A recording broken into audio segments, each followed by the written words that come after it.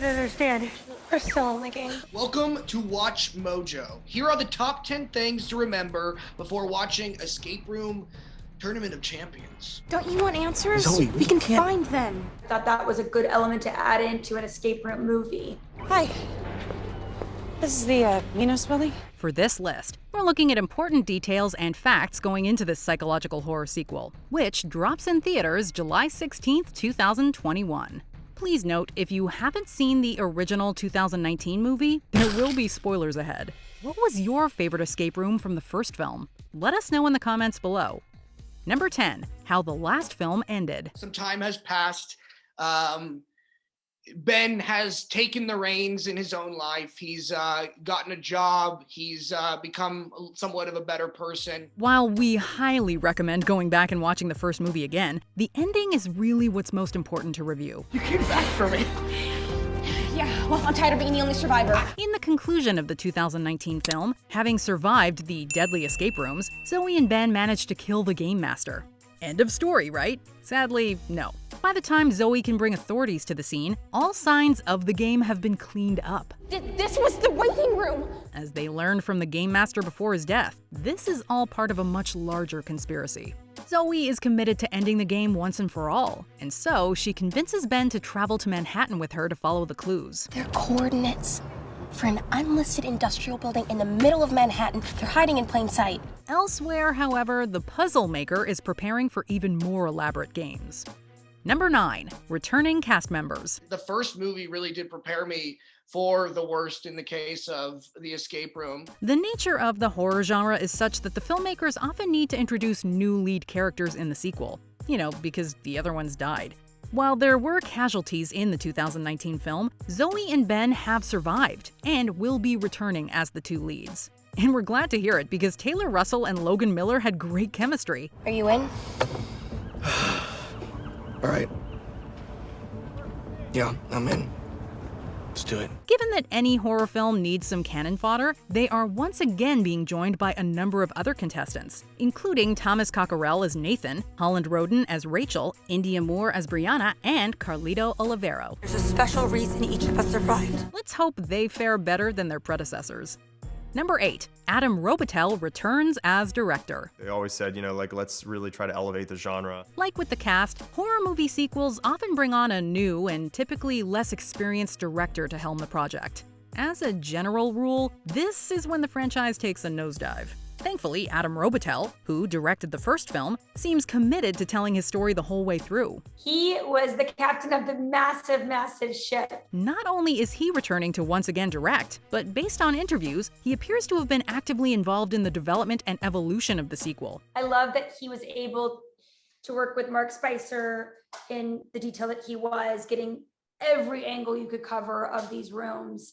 And at the same time, he gave us a lot of leeway in the choices we wanted to make for our characters. Adding to the creative continuity from the first film, Tournament of Champions also sees the return of producer Neil H. Moritz, as well as one of the screenwriters, Maria Melnick. Number 7, a proven composer to set the mood. Getting the score right is a key part of filmmaking. Horror, even more so than most others, is a genre where the music can make or break the mood. You always have to find a perfect score to kind of make the experience all the more thrilling. It helps to set up and toy with expectations. It builds tension. It pulls the audience into the scene. Well, this film could not have asked for a better composer than Brian Tyler. His credits include Crazy Rich Asians, the Expendables trilogy, and the 2019 black comedy horror Ready or Not.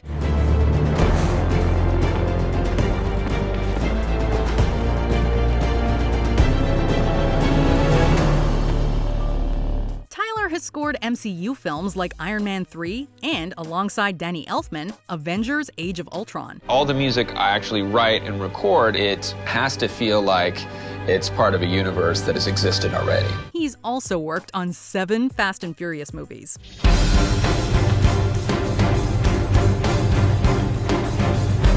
Joining him on the Escape Room sequel is frequent collaborator and fellow composer John Carey, who also worked on the first film. Number 6. The premise. We kind of pick up right where we left off. At the end of the first film, Zoe and Ben seemed primed to take the fight to those who would have seen them killed. From the looks of the trailer for the sequel, however, they're getting pulled right back into the same old game against their will. Like the title suggests, Tournament of Champions sees our protagonists competing alongside other survivors from past games. It's happening again. You guys have played the game before? So what is this? Like a tournament of champions?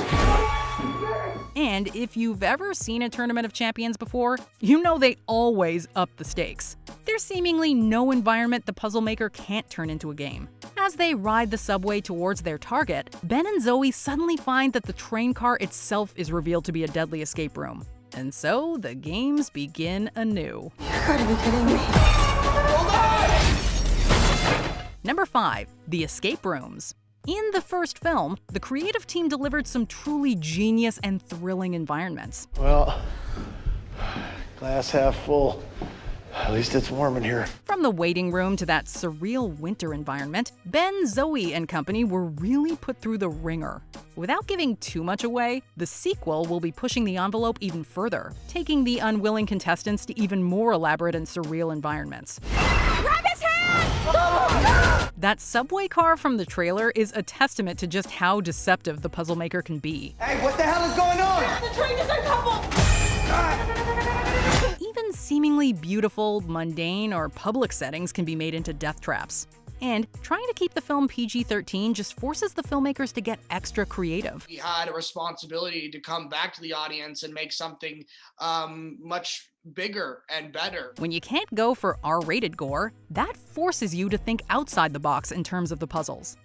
Number 4. The scale is much bigger. I like how in the second movie you really get to find out the bigger world at play. It's not just within the rooms themselves. Towards the end of the first film, we learned that the challenge faced by Ben and Zoe was not an isolated incident. There have been other contestants and other games. Ending Sim! You want to reset? No. Good work. I'm ready for game time. According to the filmmakers, the sequel will be giving us a much better idea of the scale of this twisted operation. Finding out more of Minos' world, I think it was a great segue for a sequel in this franchise. As the director told Cinema Blend, quote, "On any given day, there are multiple games happening all around the world." It's a harrowing thought, but also one that helps us to better grasp the stakes. In attempting to take the fight to the puzzle maker, Zoe and Ben are going up against a formidable force. Thankfully, they're not alone. Their fellow contestants have similarly faced one of these twisted games and survived. It's happening again. You guys have played the game before? Number 3. United by trauma. Zoe and I are dealing with our own demons, but we're trying to be there for each other as much as possible. In the first film, it was eventually revealed that all the contestants selected to compete had trauma in their past. Though the methodology was certainly twisted, the escape rooms forced them to confront those dark chapters in their lives. Well, trauma will once again play a major role in the sequel. This time, however, all the contestants have a shared experience in the form of having survived a previous iteration of the game. It's called survivor's guilt. And my therapist says that in order to live, you need to move on. According to director Adam ROBITEL, the sequel is, quote, sort of a meditation on trauma and how people deal with trauma, but also what they've learned through their first trial by fire. Ben seemingly got his life together after the game, while Zoe became obsessed with the puzzle maker. It'll be interesting to see how these other survivors have coped. So the physicality, my aesthetic, I think spoke to the biggest aspect of me, which was the pain aspect. Number 2, Minos. This serves as an entry voucher for Minos escape rooms. You're the first To escape our most immersive rooms yet and win $10,000. While the puzzle maker has been set up as the big bad villain of the series, he's not the only one watching. At the end of the first film, the Game Master gave us a brief glimpse behind the curtain. What we learned is that wealthy individuals actually pay good money to witness these deadly competitions. Our customers are some of the most powerful people in the world. But every year they demand more. And the mysterious Minos is the organization that makes it all possible. Operating with seemingly bottomless resources and a list of extremely rich patrons to keep their coffers full, Minos always has the upper hand. But in terms of the company's inner workings, structure, and method for navigating the world while maintaining their secrecy, well, there's still a lot that's yet to be revealed. Welcome to MINOS, the world's preeminent designer of escape rooms. Before we continue, be sure to subscribe to our channel and ring the bell to get notified about our latest videos. You have the option to be notified for occasional videos or all of them. If you're on your phone, make sure you go into your settings and switch on notifications. Number 1. Wootan Yu. Hey guys, these are all addressed to the same guy. This, Dr. Wootan Yu. I mean, that's gotta be a clue, right? Speaking of secrets, there's really none bigger than that of Wootan Yu. So, MINOS seemingly operates at the scale of an actual corporation. There must be hundreds, if not thousands of people involved at various levels to pull off these escape rooms. But such an organization could never exist without someone at the top pulling the strings. Do you have the heart to let Dr. Wootan Yu help you become a better you? In the first film, we were told that Wootan Yu was the architect of this deadly game. Upon meeting the Game Master, however, it became clear that Wootan Yu, i.e. the puzzle maker, is an individual with incredible means and reach. Considering Wootan Yu is also an anagram for No Way Out, Zoe and Ben certainly have their work cut out for them. Dr. Wootan Yu? Do you have the heart to let Dr. Wootan Yu help you? No way, Wootan Yu. Wootan Yu is Stay there. No way out. No way, Wootan Yu. Do you agree with our picks? Check out this other recent clip from WatchMojo. And be sure to subscribe and ring the bell to be notified about our latest videos.